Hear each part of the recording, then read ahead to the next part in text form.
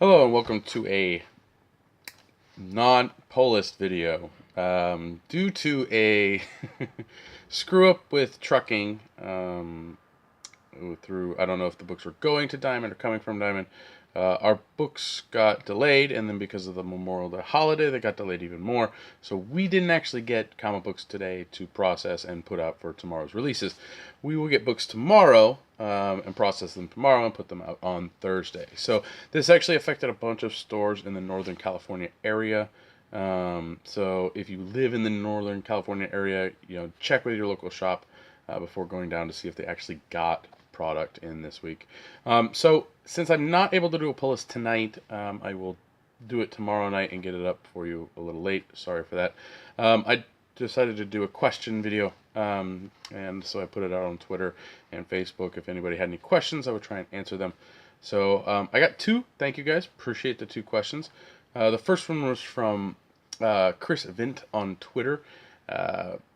He asked, "What's the most underrated comic I've read?" One I think deserves more praise than it gets. For him, it's Hulk versus Iron Man. It's a tough question because a lot of books that sell very low numbers can potentially be really good books.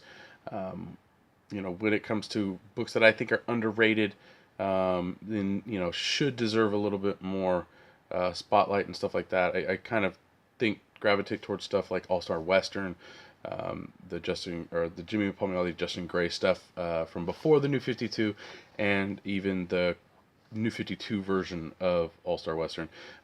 Really, really great title, based around Jonah Hex, his character, and just a kind of a different take on some things in kind of in the DC universe, but more of there's no heroes and stuff like that. It's just downright like cowboys and Indians and Old West and stuff like that. So All Star Western is definitely one of those books that I think gets underrated. It has a big following, but it's not one that people tend to gravitate to very often.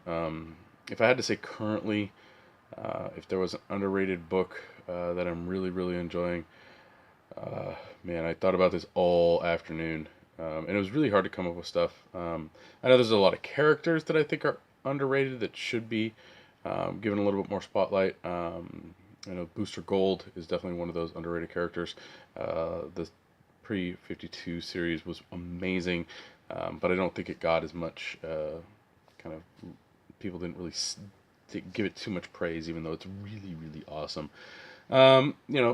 Justice League International from the New 52 was one of those underrated books. It wasn't great, but I really enjoyed it. The cast of characters really, really works. So that's maybe why I was like Justice League Generation Lost would probably be a better candidate for that. That one was just really, really good. I'm kind of trying to go through my head of all the books that DC doesn't have in or in print right now. For their books, but yeah, there's a ton of stuff out there. Chris, thanks for the question. Sorry I don't have too definitive of an answer, but yeah. So, and then I got one from Facebook from a friend of mine, Finley. Thanks, Finley. And I know I need to answer your Kingpin Wilson Fisk question, but I don't actually have all the information. He's a good character, but I haven't read enough of him to kind of discern what and you should know. He's just a cool character, period. His question was, out of the recent movie X-Men Days of Future Past and Avengers Part 2, which has the truer comic book portrayal of Quicksilver's origin? Quicksilver's origin is I'm not too clear on what his origin is, and so for me it's, if I had to choose, it would probably be Avengers, just because he does come up with his sister. So in Days of Future Past, that wasn't really dominant in the movie. So I think that the Avengers really kind of brought that to where because Quicksilver and Scarlet Witch go hand in hand. They're brother and sister. They came into the Marvel Universe kind of together. So, yeah, I would say Avengers 2 does the better portrayal, even though we're no longer going to get Quicksilver in Avengers. He is going to be a X-Men property now. That was part of the reason to kill him off. So we'll get him again in X-Men, but we won't get him again with the Avengers movies. So yeah, hopefully that answered your question somewhat. But yeah, I would go with Avengers for more closer to the comic book. Yeah, that's pretty much it. I do appreciate the questions you guys shot me. Sorry about the tweet or the text message. That was Ryan telling me that the missing box, because despite not having our shipment, we had a missing box. It's in San Francisco, so there's hope we're gonna get our shipment, whole shipment tomorrow.